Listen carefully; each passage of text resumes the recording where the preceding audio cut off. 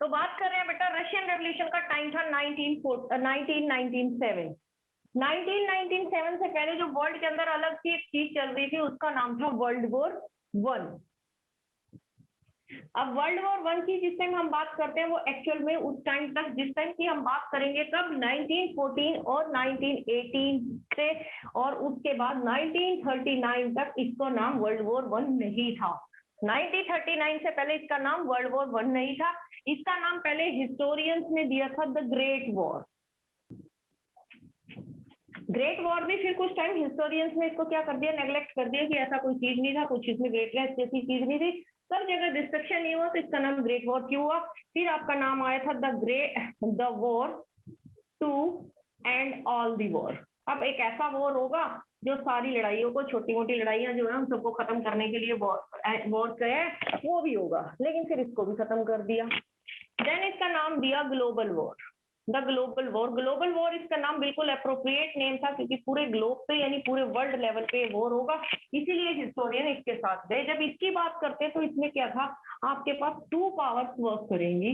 Two powers कौन सी थी, एक तो थी आपकी एलाइड पावर, दूसरी साइड थी आपकी सेंट्रल पावर। अगर सेंट्रल पावर में नाम लेते हो सबसे पहले नाम आएगा, क्योंकि लड़ाई इसकी ऑस्ट्रिया हंगेरी की वजह से हुई थी, सेकंड नंबर पे आपका जर्मनी था, और थर्ड नंबर पे आपका क्या था, आपका ऑटोमन एम्पायर था।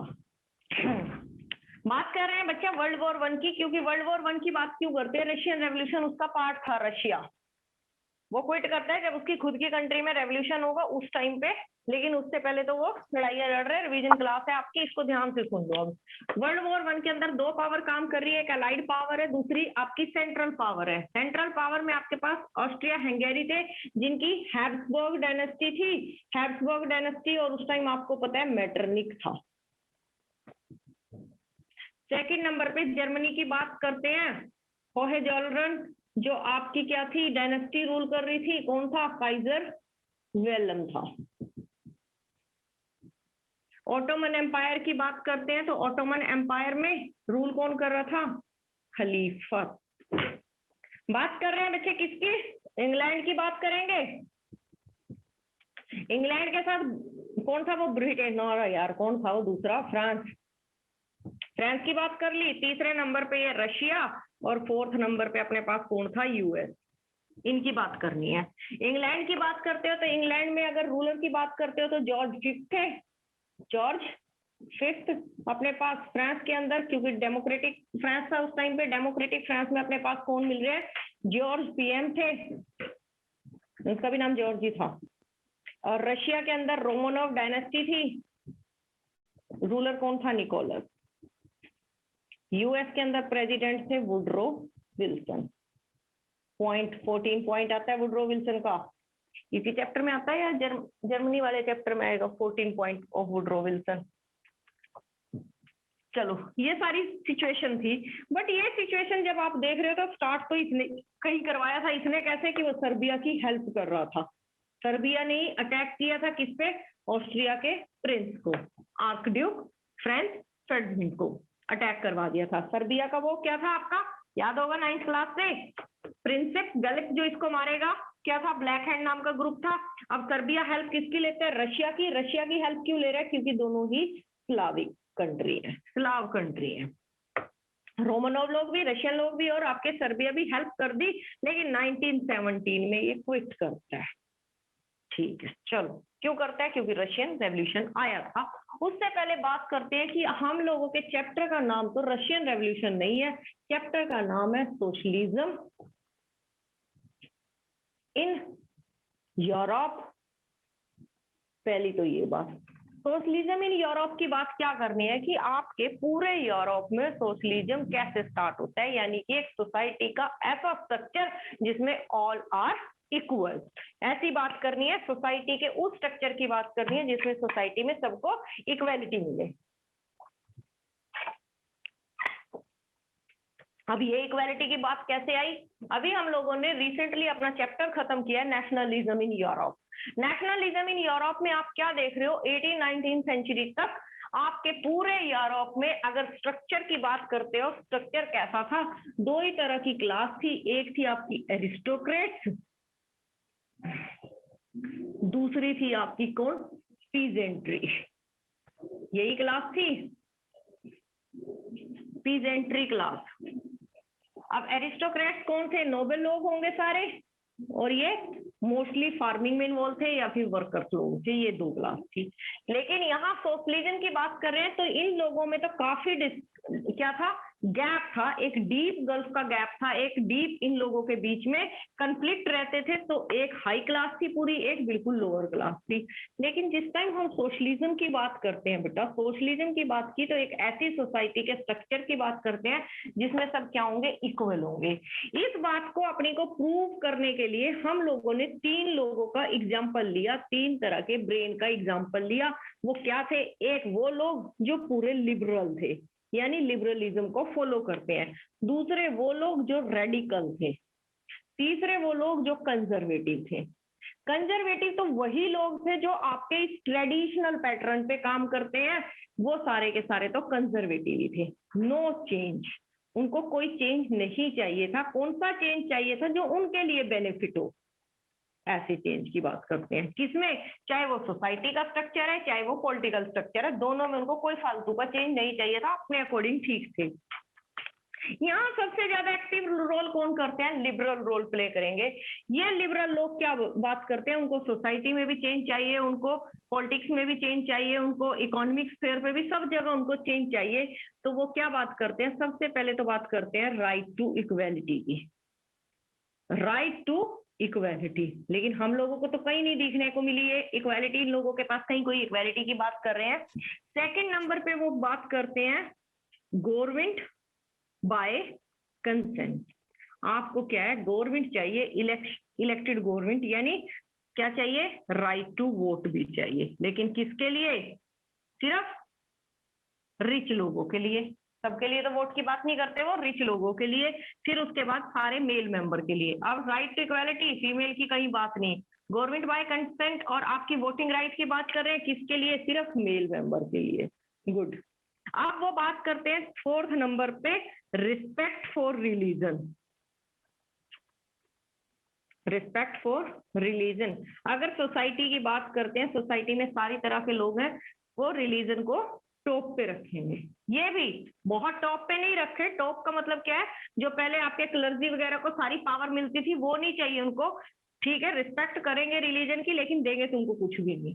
और वो रिलीजन भी कैसा, सिर्फ अपनी क्रिश्चियनिटी की बात करते हैं, और कुछ नहीं करना, ना किसी बुद्धिज्म की, ना किसी इस्लामिक नेचर की, किसी की नहीं करनी, सिर्फ एक क्रिश्चियनिटी की बात करेंगे। ठीक है, फिर वो बात करते हैं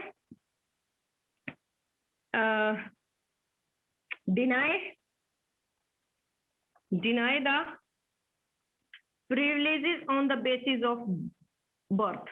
वो क्या करते हैं कि जो उनको प्रिविलेजेस मिलती है लोगों को, राजा के बेटे को, किंग के बेटे को, मनाफ के बेटे को, या किसी और को बाय बर्थ जो प्रिविलेजेस मिलती है, उसको तो वो करते हैं नेग्लेक्ट, उसके तो बिल्कुल अगेंस्ट है। लेकिन वो क्या बोलते हैं, ऐसा नहीं है कि वो मनी के अगेंस्ट है, मनी माइंडेड लोगों के अगेंस्ट है ना। वो बोलते हैं अगर आपकी सेल्फ प्रॉपर्टी है, प्रॉपर्टी के तो वो फेवर में है। प्रॉपर्टी कैसे, बाय हार्ड वर्क, अगर आप अर्न करते हो तो उसमें कोई प्रॉब्लम नहीं है, वो सब चीजें ठीक है। इस तरीके के माइंड से वो लोग आए हैं। अगर आप रेडिकल की बात करते हैं, थोड़े और मॉडरेट होते हैं, इनके कंपैरिजन में वो थोड़े सब कुछ ठीक होते हैं। और उन्होंने क्या कर दिया, वो यूनिवर्सल एडल्ट फ्रेंचाइजी की बात करते हैं, वीमेन को वोटिंग राइट की उन लोगों ने बात कर ली। कंजर्वेटिव आप लोगों ने अभी किसमें देख लिया, नेशनलिज्म इन यूरोप में भी पूरा देखा है कि कैसे कंजर्वेटिव लोग काम कर रहे हैं, उसके बारे में हम लोगों ने देख लिया कि उनको चेंज नहीं चाहिए। चेंज कौन से की डिमांड करते हैं, जिससे उन लोगों को अपना बेनिफिट दिखता है, उसकी वो डिमांड कर रहे हैं, अदरवाइज नहीं।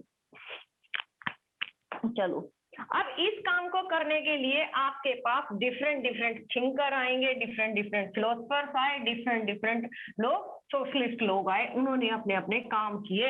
अब वो काम कैसे करते हैं, तो आपके पास कौन आएंगे, लुइस ब्लैंक आएंगे, आपके कार्ल मार्क्स आए, और इसके लिए उन लोगों ने कुछ ऑर्गेनाइजेशन फॉर्म की, ऑर्गेनाइजेशन फॉर्म की, जिसको बाद में नाम दे दिया, कुछ को पॉलिटिकल पार्टीज भी नाम दिया। नो डाउट कि पॉलिटिकल पार्टीज फॉर्म हुई, पर पूरे वर्ल्ड में वो 1914 से पहले किसी ने भी अपनी कोई गवर्नमेंट फॉर्म नहीं की, पूरे वर्ल्ड के अंदर। पूरे वर्ल्ड से मतलब क्या है हम लोगों का, यूरोप को ही लेते हैं, क्योंकि 1914 तक तो बहुत कम ऐसे आपकी कंट्रीज थी जो इंडिपेंडेंट कंट्री थी, कंट्रोल में ही थी, तो वो अपनी गवर्नमेंट फॉर्म नहीं कर पाए। ये काम सीन किसका था, आपके इसमें पॉलिटिकल पार्टी हुई। फिर अपने पास कौन कौन आए, लुइस ब्लैंक आया। लुइस ब्लैंक है, नाम कैसा है इसका, ब्लैंक नाम है, लुइस है तो फ्रांस से होगा। कार्ल मार्क्स आया, फ्रेडरिक एंजल्स आए,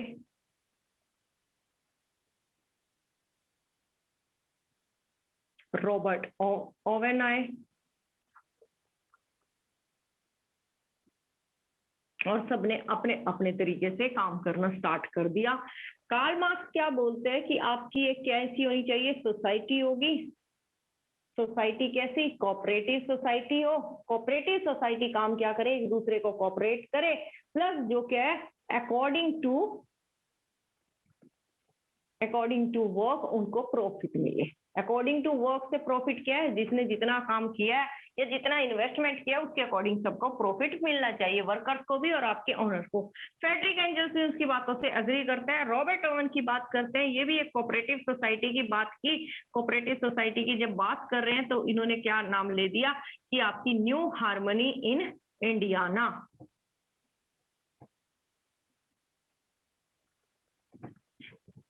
यूएस के अंदर एक ऑर्गेनाइजेशन फॉर्म कर दी, ठीक है, काम कर दिया, अपने अपने लेवल पे काम कर रहे हैं, अपने अपने लेवल पे लोगों को बताना स्टार्ट कर दिया कि कैसे एक दूसरे के साथ, अगर सोसाइटी में हम मिडिल क्लास लोग, मिडिल क्लास कब इंट्रोड्यूस हुई आपकी, जब वर्ल्ड इंडस्ट्रियल रेवोल्यूशन पूरे वर्ल्ड में आया, आपकी उस टाइम मिडिल क्लास आई। 3 तरह की कैटेगरी से वो लोग कंसिस्ट करते थे, एक थी बिजनेसमैन, वो आपकी मिडिल क्लास थी, दूसरे आपके ट्रेडर, तीसरे आपके सर्विस सेक्टर। ये तीनों मिलके क्या बनाती है, आपकी मिडिल क्लास को फॉर्म करती है। इस तरीके से इन्होंने काम करना स्टार्ट कर दिया, क्योंकि अब तो तुम लोगों को नेशनलिज्म इन यूरोप और पहले ये चैप्टर पढ़ रखा है, एक दूसरे के साथ अच्छे से कोरिलेट तुम लोग करके चलोगे। ये सब चीजें कर ली आपने। अब इन लोगों ने कोऑपरेटिव सोसाइटी की बात करी, यानी कि यूरोप के अंदर अब सोशलिज्म की बात हो रही है। यूरोप की सोसाइटी का स्ट्रक्चर धीरे धीरे चेंज हो गया। धीरे धीरे चेंज होने से मतलब क्या है कि लोगों को अपने राइट्स के बारे में है, लोगों ने अपनी सीक्रेट सोसाइटीज ज्वाइन की, लोगों ने ग्रुप ज्वाइन करने स्टार्ट कर दिए। क्या 3 तरह के ग्रुप काम कर रहे हैं एक्टिवली पूरे यूरोप के अंदर इस टाइम पे। वो कौन थे, एक तो आपके कंजर्वेटिव, दूसरे आपके रेडिकल, तीसरे आपके लिबरल। जो इनमें 2 मेन एक्टिव थे वो आपके लिबरल रहेंगे और आपके कंजर्वेटिव रहेंगे। कंजर्वेटिव को खुद की जो ट्रेडिशनल वे में पावर चाहिए उसके लिए काम कर रहे हैं, लिबरल काम कर रहे हैं गवर्नमेंट बाय कंसेंट के लिए, यानी इलेक्टेड गवर्नमेंट के लिए काम कर रहे हैं। जो कंजर्वेटिव हैं वो अपने उन्हीं प्रिविलेजेस के बेसिस पे काम करना चाहते हैं। मोनार्की जो सिस्टम था उनका, वैसे ही सारी चीजों के वो ओनरशिप की बात करते हैं। लेकिन आपके लिबरल्स क्या बात करते हैं, हार्ड वर्क से अर्न की हुई प्रॉपर्टी की बात करते हैं, उसके अकॉर्डिंग वो काम कर रहे हैं। ठीक है, तो ये सब चीजें आपकी पूरे यूरोप के अंदर एक स्ट्रक्चर आ गया, एक सोसाइटी को चेंज मिलना स्टार्ट हुआ। लेकिन जिस टाइम हम इसकी बात कर रहे हैं कि ऐसा कुछ चल रहा है, उस टाइम में भी 1917 तक एक आपकी ईस्टर्न यूरोप की कंट्री थी, ईस्टर्न यूरोप की कंट्री जिसका नाम था रशिया। वो अपने ही पैटर्न पे काम कर रही है। पूरा वर्ल्ड चेंज हो रहा है, पूरा यूरोप चेंज हो रहा है, लेकिन वो अपने काम पे काम कर रही है। काम क्या था यहाँ पर, अभी भी मोनार्की सिस्टम था। मोनार्की सिस्टम की अगर बात करते हो, डायनेस्टी क्या थी, रोमोनोव डायनेस्टी। रोमोनोव डायनेस्टी रूल कर रही है। रोमोनोव डायनेस्टी की बात की तो जो रूलर है उसको क्या बोलते हो, जार। जार का क्या नाम था, निकोलस। निकोलस की जो वाइफ है उसका नाम है अलेक्जेंड्रा। अलेक्जेंड्रा जो है वो जर्मन से जर्मनी की है। इस तरीके से काम कर रहे हैं। ठीक है भाई, निकोलस भी आ गया, अलेक्जेंड्रा भी आ गई। अब निकोलस कौन है, स्लाव पीपल है, और ये कौन है, आपकी आर्यन होगी। ऐसा ही कुछ होगा। ठीक है, बंद कर दे भाई माइक। तो ये सारा काम इन लोगों की स्ट्रक्चर देखते हो। अब जब मोनार्की सिस्टम की हम लोगों ने बात कर ली कि मोनार्की 1917 का टाइम पीरियड है, देख लो 1917 के टाइम पीरियड तक भी मोनार्की सिस्टम चल रहा है, कुछ तो चाहिए अब इसकी, इसको एंड तो वर्ल्ड वॉर 1 करेगा। वर्ल्ड वॉर 1 को क्या बोलते हो आप? ट्रीटी ऑफ वर्साइल्स, जो आपकी वर्ल्ड वॉर 1 के बाद साइन हुई थी ना, उसको ग्रेवयार्ड ऑफ एम्पायर भी बोलते हैं, ग्रेवयार्ड ऑफ एम्पायर, यानी कि बिग एम्पायर का ग्रेवयार्ड भी थी। कौन? आपकी ट्रीटी ऑफ वर्साइल। कौन कौन से? सबसे पहले तो आपका क्या था, ये रोमोनोव, रोमोनोव का एंड कर दिया था। दूसरे नंबर पे होहे जोलरन का कर दिया था जर्मनी के अंदर। तीसरे नंबर पे ऑस्ट्रिया हंगेरी को डिफरेंट यानी हैब्सबर्ग का एंड कर दिया था। फोर्थ पे ऑटोमन में खलीफा का एंड कर दिया था। तो इसको ग्रेवयार्ड ऑफ हिस्टोरियंस बोलते हैं, वो तो नहीं, एलाइड पावर्स ने तो नहीं बोला था ऐसा, हिस्टोरियंस बोलते हैं कि इन सबको खत्म कर दिया था। तो हम बात कर रहे थे किसकी? रोमोनोव डायनेस्टी रूल कर रही थी। अगर वो मोनार्क है तो कैसे होंगे? डिस्पोटिक होंगे, यानी पूरी तरह से पावर अपने पास रखेंगे, सेंट्रलाइज पावर की बात करेंगे। डिस्पोटिक आपके मोनार्क थे, काम कर रहे हैं, ठीक है। कैसे काम कर रहे हैं? अगर बात करें इस टाइम तक भी ये एक बैकवर्ड नेशन था। बैकवर्ड नेशन क्यों? क्योंकि पूरे यूरोप के अंदर क्या चल रहा था? Industrial revolution. इंडस्ट्रियल रेवोल्यूशन आया तो पूरा यूरोप तो प्रोग्रेस में था, ये अपने उन्हीं ट्रेडिशनल वे में सारे काम कर रहा है। अगर बात करें कि फैक्ट्रीज की बात की तो फैक्ट्रीज 1000 के अराउंड थी, और वो भी सिर्फ दो सिटीज थी। कौन सी? मॉस्को और सेंट पीटर्सबर्ग, इन 2 सिटीज के अंदर 1000 की पॉपुलेशन। कितनी? एक ह्यूज पॉपुलेशन के साथ, और वो सारी पॉपुलेशन 85% पॉपुलेशन किसमें इन्वॉल्व थी? एग्रीकल्चरल सेक्टर में।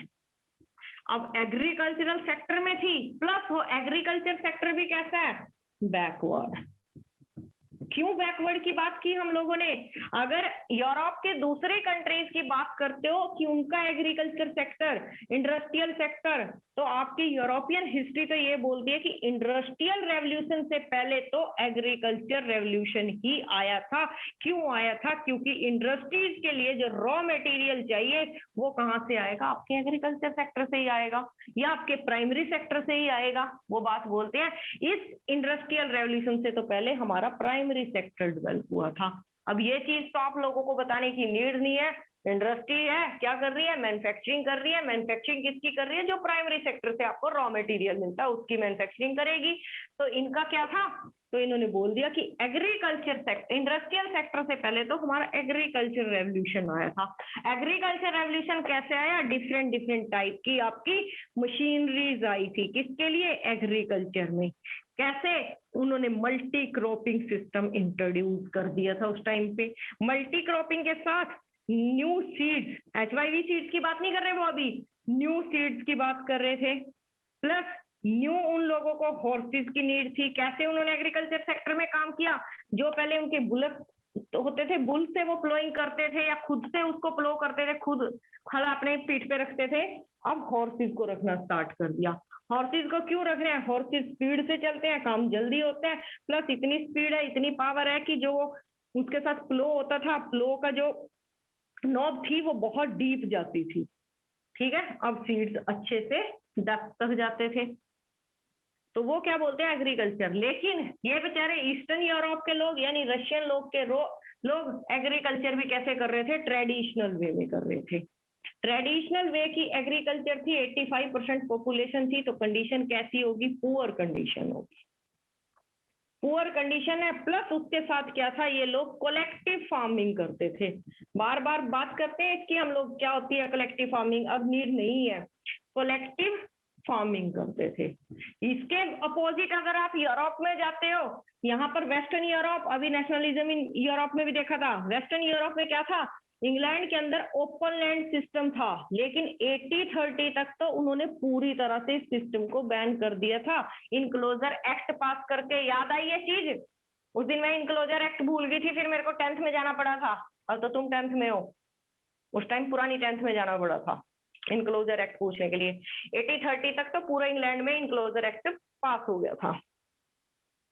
अब ये कलेक्टिव फार्मिंग करते हैं, कलेक्टिव फार्मिंग कर रहे हैं तो प्रोडक्शन अच्छा होता भी है, नहीं भी होता, वो टाइम टाइम की बात है। मालिक कौन है सबका? सिर्फ आपका जार और जार ने किसको दे रखा है? लैंडलॉर्ड को। अब लैंडलॉर्ड क्या करते हैं? फोर्सफुली लोगों से टैक्स लेते हैं, फोर्सफुली लोगों से अपना शेयर लेते हैं, तो कोई भी इनको क्या करता है? रिस्पेक्ट नहीं करता। रिस्पेक्ट नहीं करता तो वो क्या होता है? कई बार वो अपने लैंडलॉर्ड को मर्डर कर देते हैं। मर्डर की अगर ये बात करते हो तो धीरे धीरे वो पूरे रशिया के अंदर, पहले वो साउथ रशिया में होती थी, फिर वो पूरे पूरे रशिया में स्प्रेड हो जाती है। फिर बात करते हैं, लेकिन जार की खुद की लाइफ पे तो कोई चेंज नहीं है। जार अभी भी कहाँ रहता है? पैलेस में रहता है। अगर पैलेस की बात करें तो पैलेस का नाम क्या है? Winter palace. विंटर पैलेस कहाँ है आपका? नेवा रिवर के लेफ्ट बैंक पे। राइट बैंक पे क्या है? सारी आपकी वर्कर्स की फैक्ट्रीज है। ओके, चलो हो गया। अब क्या है, रशिया के पास एक सीक्रेट पुलिस थी। सीक्रेट पुलिस का नाम था चेका, यानी उनकी अपनी रॉ जैसी एक पुलिस थी, ऐसा था। 1905 का टाइम पीरियड था। एक इन लोगों के पास क्या था? एक एस्ट्रोलॉजर ही था, रेस्पुतिन नाम का। रेस्पुतिन ने क्या किया कि आपने 1905 में उसको बोल दिया, जार को, आप जापान पे अटैक कर दो। ओके, आइलैंड कंट्री है जापान पे, कहाँ? जो उसने मंचूरिया को कैप्चर कर रखा है, उसके लिए अटैक करो। राजा खुश हो गया कि अभी आपको पूरी पॉपुलेशन लाइक नहीं करती, जैसे ही आप क्या करोगे, जापान को कैप्चर कर लोगे, मंचूरिया को, लोग क्या करेंगे? आपको प्रेज करेंगे, ग्लोरी होगी। क्योंकि राजा लोगों की पहले टाइम में क्या होती है? वॉर से ही ग्लोरी होती थी। वो बोलता है अगर आप ऐसा करते हो तो आपकी ग्लोरी होगी, कर दो अटैक। बेवकूफ आदमी चला गया लड़ने के लिए, किसके साथ? जापान के साथ। अब जापान कैसी कंट्री है? डेवलप कंट्री है, टेक्नोलॉजी में अच्छी है, और ये क्या था? बैकवर्ड है। क्या ही लड़ाई लड़ेगा जापान के साथ? जापान से पिट के आ गया। अब क्या होगा? ग्लोरी तो कहाँ होनी थी, और ज्यादा इंसल्ट ही होगी। 1905 का टाइम। अब वर्कर्स की कंडीशन बड़ी पुअर थी, जो लोग फैक्ट्रीज में काम करते थे, वर्कर की कंडीशन पुअर थी, उनकी तरफ तो कोई ध्यान ही नहीं दे रहा था। अब उन्होंने क्या किया? एक प्रोटेस्ट करना स्टार्ट कर दिया। प्रोटेस्ट किया किधर? विंटर पैलेस की साइड मार्च कर रहे थे, वो लोग जा रहे थे। लीड कौन कर रहे थे? फादर गैपन। फादर गैपन ने लीड करना स्टार्ट कर दिया, लेकिन ये चेका को किसी ने इंफॉर्मेशन दे दी कि ये विंटर पैलेस पे अटैक करने के लिए आते हैं। विंटर पैलेस के अटैक की बात सुनते ही अब आपकी कैवलरी फोर्सेस को किंग जो है अपना ऑर्डर दे देता है, क्या? कैवलरी फोर्सेस को कि जाओ उनको पीट पीट के आओ। किसको? जो वो क्राउड आ रहा है 1905 के अंदर। अब उनको क्या कर दिया? आपका सब कुछ पीट पाट दिया। 100 लोग डाइड हो जाते हैं, कुछ लोग आपके इंजर्ड होंगे। इसको आपकी इसकी रशियन हिस्ट्री में बोलते हैं ब्लडी संडे 1905। अब जब ये इंसिडेंट होता है तो पूरी कंट्री में क्या हो जाता है? पूरी कंट्री डिस्टर्ब होती है। डिस्टर्ब होती है किसके अगेंस्ट? जार के अगेंस्ट। वो डिमांड करती है कि नहीं चाहिए हम लोगों को। प्लस वो साइड बाय साइड क्या देख रही है? दूसरी कंट्रीज में कैसे ड्रास्टिक चेंज आ रहे हैं, कैसे उन लोगों को जॉब भी मिल रही है, सब लोग अच्छी लाइफ प्रोस्पेरिटी के साथ जी रहे हैं। हमारा तो एक छोटे से जापान को जीतने गया था, वहां से भी हार के आ गया। अब इस चीज के बारे में प्रॉब्लम लोगों को हुई।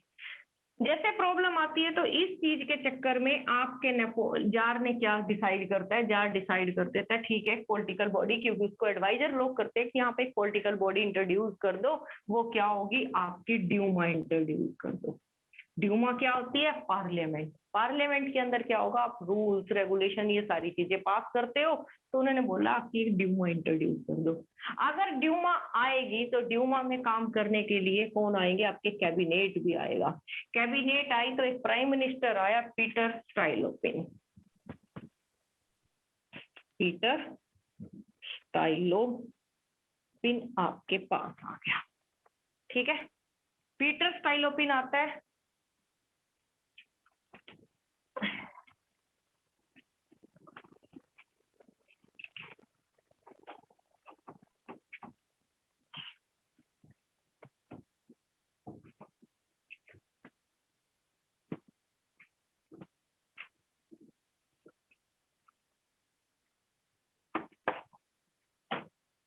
पीटर स्टाइलोपिन आएगा, कुछ रिफॉर्म्स करेगा।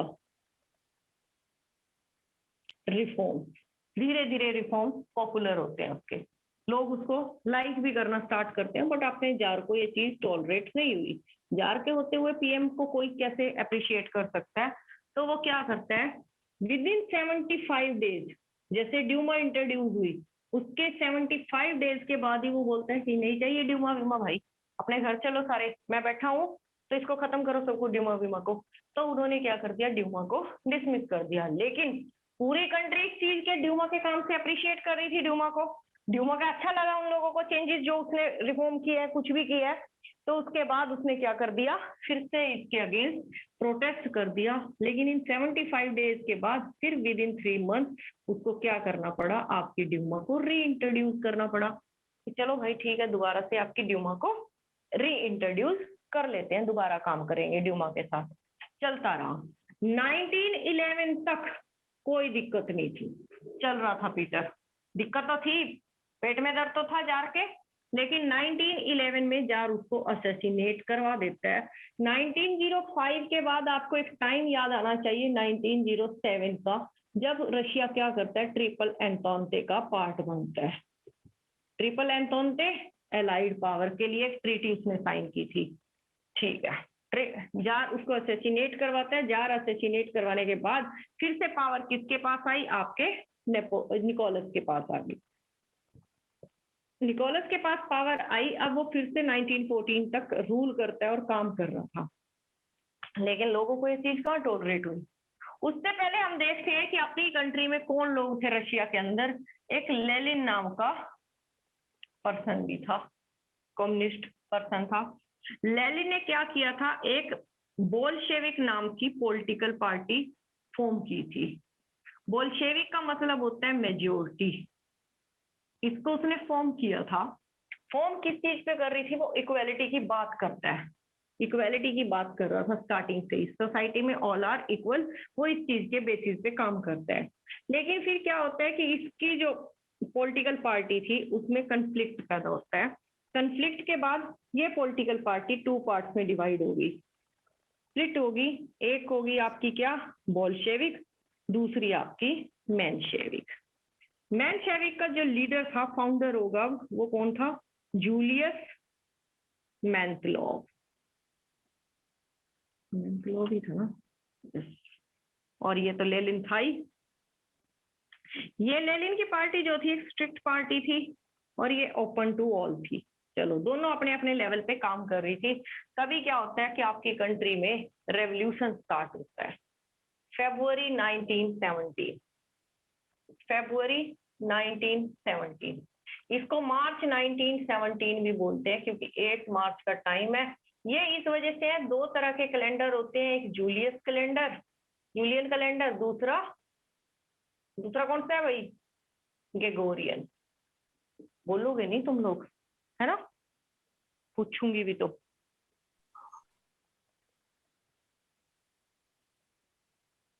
अरे बाकी कहाँ भाग गए, 36 बच्चे ही हैं, है?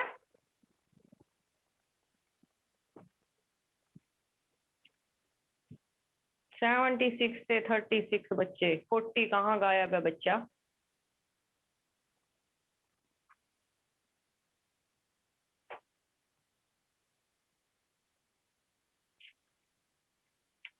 और फिर आइयो मेरे पास डाउट लेके।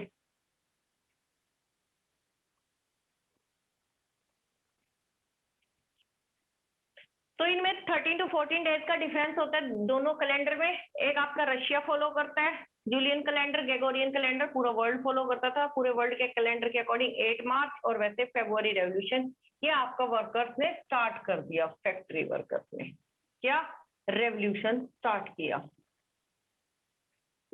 यहाँ भी काम कौन करेंगी, फीमेल करेंगी। 8 मार्च का दिन था, इसीलिए वर्ल्ड में international female women day celebrate करते हैं। अभी क्या होता है, इस रेवोल्यूशन के बाद एक गवर्नमेंट फॉर्म होती है। गवर्नमेंट का नाम क्या था, मेंशेविक गवर्नमेंट। मेंशेविक गवर्नमेंट जब फॉर्म हुई, लीडर कौन, प्राइम मिनिस्टर कौन था इसका बेटा, लियोन क्रेंस्की। क्या नाम था यार, लियोन क्रेंस्की था क्या, लियोन ट्रोट्स्की। ट्रोट्स्की तो उसका था, लेनिन के साथ था। ट्रोट्स्की नहीं था, क्रेंस्की ही हो सकता है ना। पीएम कौन बनेगा? केरेंस्की बनेगा ना? केरेंस्की। ठीक है, मेरे को तो पता था, तुम लोगों से ही तो पूछ रही हूँ, जानबूझ के याद भी है क्या नहीं। केरेंस्की जो है अब पीएम बनता है। जब केरेंस्की पीएम बनता है तो इसका नाम क्या है गवर्नमेंट का? Provisional government. प्रोविजनल गवर्नमेंट का मतलब क्या है? उसको एक टाइम पीरियड दिया गया कि कैसे आप अपनी कंट्री में चेंजेस करोगे, उसके अकॉर्डिंग प्रोविजनल गवर्नमेंट के नाम से होती है। कब तक रूल करेगी? अक्टूबर तक रूल करेगी। बट अपने लेनिन तो काम कर ही रहा था बेचारा। लेनिन को क्या हुआ, वो अपने एग्जाइल पीरियड से वापस आता है और उसने डिमांड रखी जार से डिमांड क्या रखी? पहली डिमांड थी war should be and. War कौन सा? World war 1। सेकंड नंबर पे क्या बात करता है? Bank should be nationalised.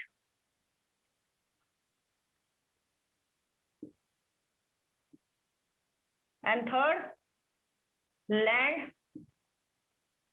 Should be distributed among the peasant. ये उसने 3 बात की डिमांड की। वॉर को जिस टाइम एंड किया तो आपकी एक पीस ट्रीटी साइन हुई, याद है क्या नाम था? मार्च 1918 में, बताना यार क्या नाम था? ब्रेस्ट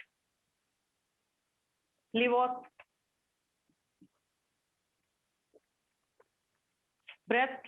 जो है आपकी एक पीस ट्रीटी साइन होती है, यानी वेस्टर्न बाउंड्री पे उसने अपने आप को सेफ रख लिया। किसने? रशिया ने। और वॉर खत्म, यानी जर्मनी भी एक साइड से शांति से बैठ गया कि अब उसको ईस्टर्न साइड में नहीं लड़ना। ट्रीटी किसके साथ हुई थी? जर्मनी में कौन? काइजर था उस टाइम पे। फर्स्ट वर्ल्ड वॉर के टाइम की बात चल रही है ना। तो इसने ट्रीटी साइन कर दी। लेकिन ये आपका जो मेंशेविक गवर्नमेंट का केरेंस्की आता है, तो बोल्शेविक कितने टाइम से काम कर रही थी बेचारी, उनकी मनमर्जी कुछ चली नहीं है। रूल कौन करने बैठ गए? दूसरे लोग आ गए हैं। प्रॉब्लम हुई। इतने टाइम से तो डिमांड कर रहे थे, जैसे जैसे डिमांड हुई तो इन्होंने क्या किया, इनकी प्रेस वगैरह पे अटैक कर दिया। प्लस आपके लियोन ट्रोत्स्की ने अपनी एक सोवियत आर्मी रेडी कर ली, आर्मी के लोगों को प्रोवोक करना स्टार्ट कर दिया। किसके अगेंस्ट? गवर्नमेंट के अगेंस्ट। अब वो सारे मिलके क्या करते हैं, अक्टूबर के अंदर फिर से एक रेवोल्यूशन कर देते हैं। कहाँ? आपके रशिया के अंदर 2 बार रेवोल्यूशन होगा। अक्टूबर के रेवोल्यूशन के बाद पूरी गवर्नमेंट अब किसके पास आएगी? आपकी बोल्शेविक के पास आएगी। लीडर कौन होगा? लेनिन काम कर रहे हैं अब अपने रशिया के लिए उसने काम किया। तो जब अक्टूबर रेवोल्यूशन होता है उसके बाद कुछ चेंजेस होते हैं। चेंजेस को हम लोगों ने अपनी इजीनेस के लिए, अपनी कन्वीनियंट के अकॉर्डिंग 2 पार्ट्स में डिवाइड कर दिया। एक तो क्या था अपने पास? इमीडिएट चेंजेस, दूसरे थे आपके long term changes. Immediate changes में क्या किया था? टाइटल्स को सबको एबॉलिश कर लिया था, टाइटल एंड कर दिए थे। प्लस एक आपकी सोवियत हैट इंट्रोड्यूस की थी। सोवियत हैट का नाम क्या था? बुद्नेवोव का। थर्ड नंबर पे large houses given to according to needs. Then fourth number पे क्या किया था? क्या किया था यार? Land distributed among the peasants, ये काम कर दिए। लार्ज चेंजेस में क्या किए? आपकी लॉन्ग टर्म चेंजेस में यूएसएसआर फॉर्म हुआ। सेकंड नंबर पे रशियन कम्युनिस्ट पार्टी आई, जो पहले बोल्शेविक पार्टी थी, रीनेम कर दिया उसको। ठीक है, कम्युनिस्ट यूनिवर्सिटीज आई, वर्कर्स की लाइफ में उनकी वर्किंग कंडीशंस चेंज की, या आपके लॉन्ग टर्म चेंजेस के साथ काम करना स्टार्ट कर दिया। जिस टाइम आपका रशिया ये काम कर रहा था तभी कंट्री के अंदर कुछ और चीजें भी चली। वो कुछ और चीजें क्या थी कि आपकी कंट्री के अंदर अब सिविल वॉर स्टार्ट होगा। कहाँ पे? आपके रशिया के अंदर। सिविल वॉर में कौन कौन थे? प्रो जारिस्ट लोग थे और मेंशेविक थे, और कौन थे? लैंडलॉर्ड थे। ये दूसरी साइड कौन थे? बोल्शेविक। ये ऐसे लड़ रहे थे। बोल्शेविक के पास रेड आर्मी, इनके पास ग्रीन आर्मी और व्हाइट आर्मी। इनको हेल्प कौन कर रहा था? आपका यूएस हेल्प कर रहा था, ब्रिटेन हेल्प कर रहा था, जापान हेल्प कर रहा था। क्यों? रीजन क्या था इन लोगों का इनकी कंट्री में? क्योंकि ये लोग कौन थे? कम्युनिस्ट थे, बोल्शेविक लोग। और ये सारी की सारी कंट्री कैसी थी? कैपिटलिस्ट कंट्री थी। कैपिटलिस्ट कंट्री को दिक्कत किससे हुई? कम्युनिस्ट लोगों से। उनको फियर था कि अगर कहीं सारा वर्ल्ड ही कम्युनिस्ट हो गया तो हमारी मनी का या हमारी कैपिटल की वैल्यू खत्म। तो इन्होंने हेल्प की, लेकिन लास्ट में भी ये किसकी हेल्प लेंगे अब कम्युनिस्ट? अब इन लोगों ने किसकी? जिहादीज की हेल्प ली। जिहादीज की हेल्प ली। उस टाइम हेल्प ले ली किसके नाम पे? But some time, after some time socialism के नाम पे क्या किया? सेंट्रल खीवा के अंदर भी एक बहुत बड़ा मास्टिकेयर कर दिया। अब इनको भी मारना स्टार्ट कर दिया। इतने में टाइम पीरियड क्या आता है आपका? 1922 का टाइम पीरियड आया। लेनिन को क्या हो गया? पैरालाइज्ड हो गया। पावर अब किसके पास गई? पावर गई आपके, क्या नाम था उसका? स्टालिन। स्टालिन के पास जिस टाइम पावर जाती है बेटा, स्टालिन अपनी कंट्री में कुछ चेंज करता है और उन चेंजेस को क्या नाम देते हैं? स्टालिनिज्म। स्टालिनिज्म। ब्रीफ में ही करवा रही है सारा, क्योंकि पहले करवा रखा है, तो ब्रीफ में करके तुम लोगों को एक आइडिया हो गया कि कैसे इसको देखना है। टेस्ट के लिए तैयार कर लोगे। स्टालिनिज्म। स्टालिनिज्म ने उसने क्या किया? 5 ईयर प्लान लेके आया जो इंडिया ने भी अडॉप्ट किए थे। प्लस उसने क्या किया? फिक्स प्राइसेस कर दिए सब चीजों के। कलेक्टिविज्म दोबारा स्टार्ट कर दिया। यूएसएसआर फॉर्म कर दिया। 5 ईयर प्लान क्या किया? कंट्री के लिए एक फॉर्मूला उसने तैयार किया कि 5 ईयर की स्ट्रेटेजी के साथ काम करूंगा, 5 साल के बाद मेरी कंट्री कहाँ आती है, उस चीज की पूरी प्लानिंग लेके उसने ये काम किया। प्लस जो भी कमोडिटी है आपकी कंट्री में उन सबके फिक्स प्राइस है, कोई भी उनको रिड्यूस या इंक्रीज नहीं कर सकता। फिर क्या है? 5 ईयर प्लान का रिजल्ट क्या हुआ? विद इन 3 ईयर्स ही वो देखता उसकी oil industry, coal industry 100% production पे लेके गई इसको। फिक्स प्राइस से उसको बेनिफिट हुआ। लेकिन क्या होता है कंट्री में? फूड शॉर्टेज होती है। फूड शॉर्टेज के बाद वो देखता है जो कोलकाज थे यानी वेल्दी पीजेंट्स थे, उनके पास जाता है। उन्होंने स्टोर कर रखा था किसको? आपके ग्रेन को। अब उन्होंने कहा कि ये जो हाई प्राइस से इनको बेचने की प्लानिंग कर रहे हैं गलत है, तो इसको खत्म करो, कलेक्टिविज्म दोबारा स्टार्ट करो। यानी जो लैंड डिस्ट्रीब्यूशन था उसको कलेक्टिविज्म में दोबारा स्टार्ट करो। प्लस यूएसएसआर था, उसने अपनी नेबरिंग कंट्री जो थी उन सबको कैप्चर करना। यूनियन सोवियत सोशलिस्ट रशिया के नाम पे जो जिहादी को सेंट्रल खीवा तक मारेगा, उनको भी कैप्चर करना स्टार्ट कर दिया। ये सारा काम आपके स्टालिन ने रशिया में किया। अब सारी चीज करने के बाद थोड़ा थोड़ा हम लोगों ने देख लिया कि कैसे कैसे चेंजेस होंगे। उसके बाद अपने पास एक चीज आती है कि अगर हम बात करते हैं कि रशियन रेवोल्यूशन का ग्लोबल इम्पैक्ट क्या होगा, ग्लोब के ऊपर उसने क्या इम्पैक्ट डाला, वर्ल्ड की दूसरी कंट्रीज को क्या इम्पैक्ट दिया, तो उसका इम्पैक्ट क्या है? वो एक तो मैसेज देती है सबको, किसके लिए? आपको मोटिवेट किया पूरे वर्ल्ड को बैकवर्ड से किसमें कन्वर्ट हुए? मॉडर्न में। प्लस उसने दिया कि इतने लॉन्ग टाइम तक बैकवर्ड कंट्री क्या हो सकती है? सुपर पावर भी बन सकती है। प्लस पूरे वर्ल्ड में कम्युनिज्म का मैसेज लेके गए। 4th नंबर पे डिफरेंट स्टेट्स के अंदर उन्होंने कम्युनिस्ट यूनिवर्सिटीज की। 5th नंबर पे वर्कर्स की लाइफ को इम्प्रूव करने के लिए उनके बच्चों के लिए क्रिकेट खुलवाई, स्कूल खोले गए और उनके वर्किंग हार्स को कम और ज्यादा किया गया। ये सारा चीज का रिवीजन था आपके रशियन रेवोल्यूशन का। अब एक ब्रीफ तो मैंने कर दिया, पूरे चैप्टर को अच्छे से आप करोगे एनसीईआरटी से या नोट्स से, ठीक है?